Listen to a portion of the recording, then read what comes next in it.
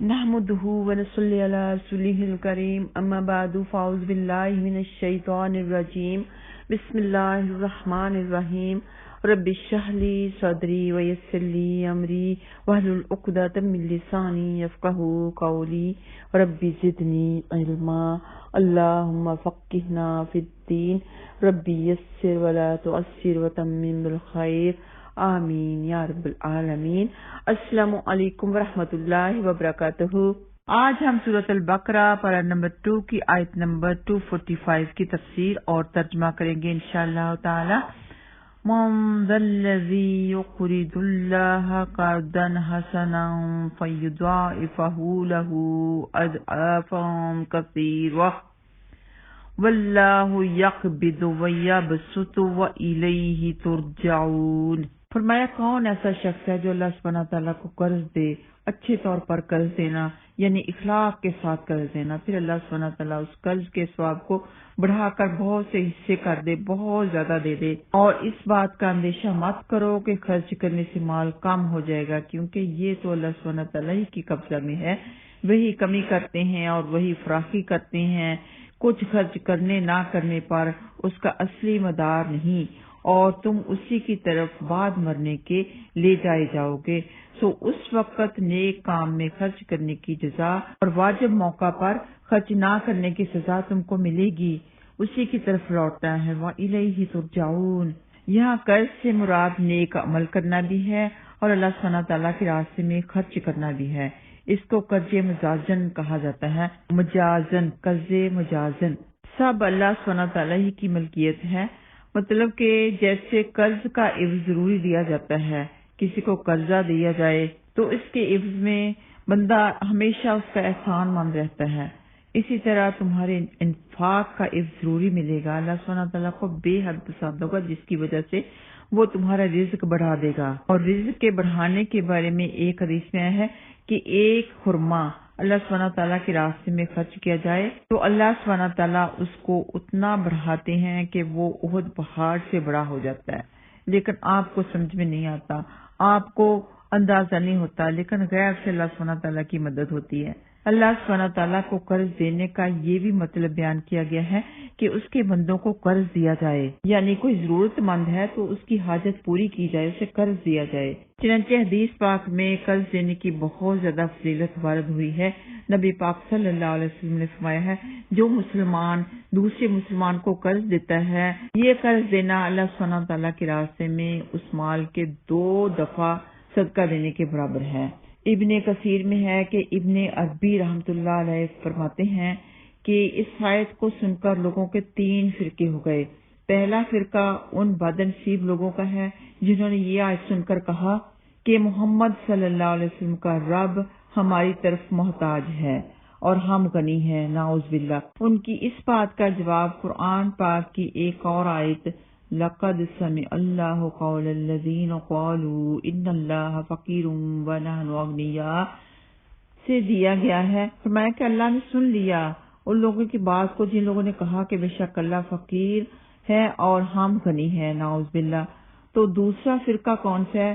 وہ یہ کہ ان لوگوں کا کہنا ہے جنہوں نے اس آیت کو سن کر اس کے خلاف کیا ہے، یعنی بخل ہی کو اختیار کر لیا، کنجوس ہو گئے، کوئی کتنا بھی ضرورت مند ان کے سامنے کیوں نہ ہو، نہ کسی کو صدقہ کرتے ہیں، نہ کسی کو قرض دیتے ہیں، اپنا مال جمع کرنے میں لگے ہوئے ہیں، مال کی طرف زیادہ رغبت اور ان کی ہرس نے ان کو اس طرح باندھ لیا کہ ان کو اللہ سبحانہ تعالیٰ کے راستے میں خرچ کرنے کی توفیق ہی نہیں ہوئی۔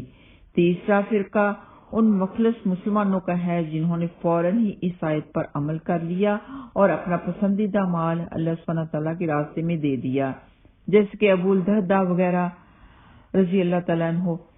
جب یہ آیت نازل ہوئی تو حضرت ابو الدرداء نے نبی پاک صلی اللہ علیہ وسلم کی خدمت میں حاضر ہوئے اور آپ صلی اللہ علیہ وسلم سے پوچھا، اللہ کے رسول صلی اللہ علیہ وسلم، میرے ماں باپ پر قربان ہوں کہ اللہ سبحانہ تعالیٰ ہم سے قرض مانگتے ہیں حالانکہ وہ قرض سے مستغنی ہے۔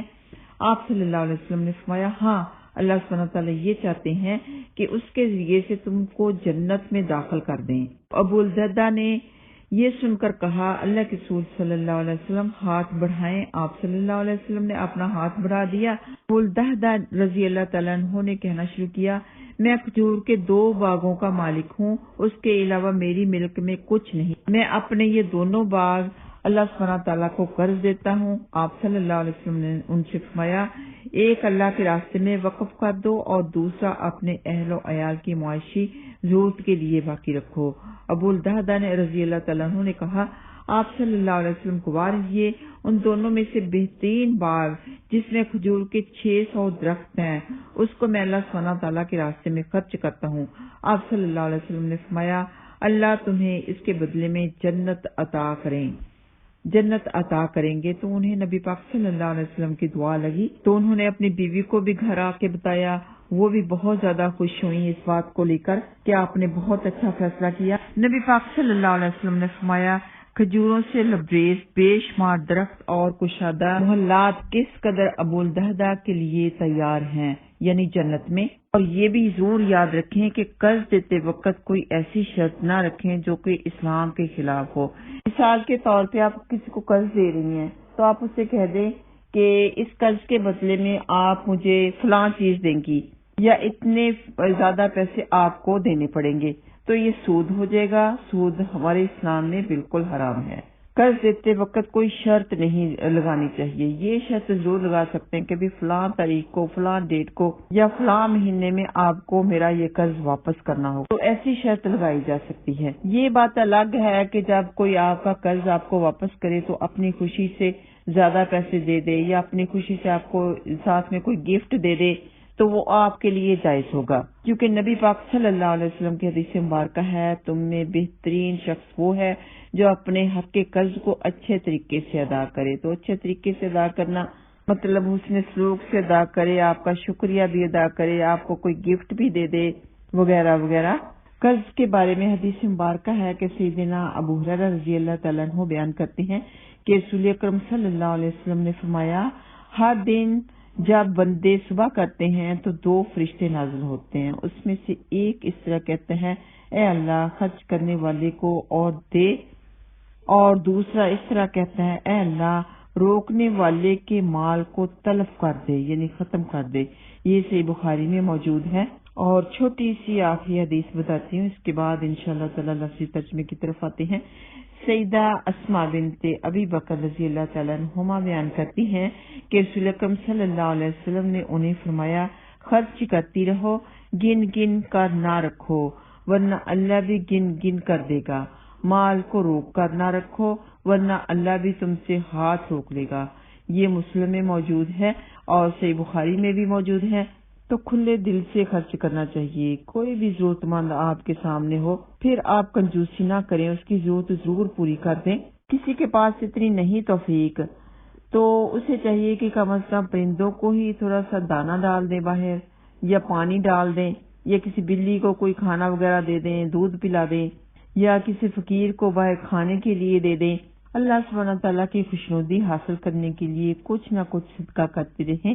آئیے آتے ہیں لفظی ترجمہ کی طرف۔ مان کون ہے؟ ذلذی وہ جو یقرض اللہ اللہ کو قرض دے، قرضاً قرض دینا، حسنا حسنا بہت اچھے طریقے کے ساتھ، احسن طریقے کے ساتھ، پیار محبت کے ساتھ، فیضاعفہ تو وہ بڑھا دے گا اسے، لہو اس کے لیے، اضعافاً بڑھا دینا، کثیرہ بہت زیادہ، کئی گنا زیادہ بڑھا دینا، واللہ اور اللہ یقبض روزی تنگ کرتا ہے، روزی خود سے لگائیں گے ساتھ میں، ویبسط اور کشادہ کرتا ہے، وإلیہ اور اسی کی طرف ترجعون تم سب لوٹائے جاؤ گے، کہ یہ دنیا کا مال ہے، یہاں کا یہاں ہی رہ جائے گا، آخرت کی تیاری کر لو جہاں پہ لوٹ کے جانا ہے، جو کہ ہمیشہ کی زندگی ہے۔ تو آپ کسی کو قرض دیں گے، کسی کو صدقہ کریں گے تو یہ اللہ سبحانہ تعالیٰ پر قرض ہوگا کہ اس کے بدلے میں اللہ سبحانہ تعالیٰ آپ کو آخرت میں انعام سے نوازیں گے۔ اللہم اجعلنا منہم وآخر دعوانا ان الحمدللہ رب العالمین۔ السلام علیکم ورحمۃ اللہ وبرکاتہ۔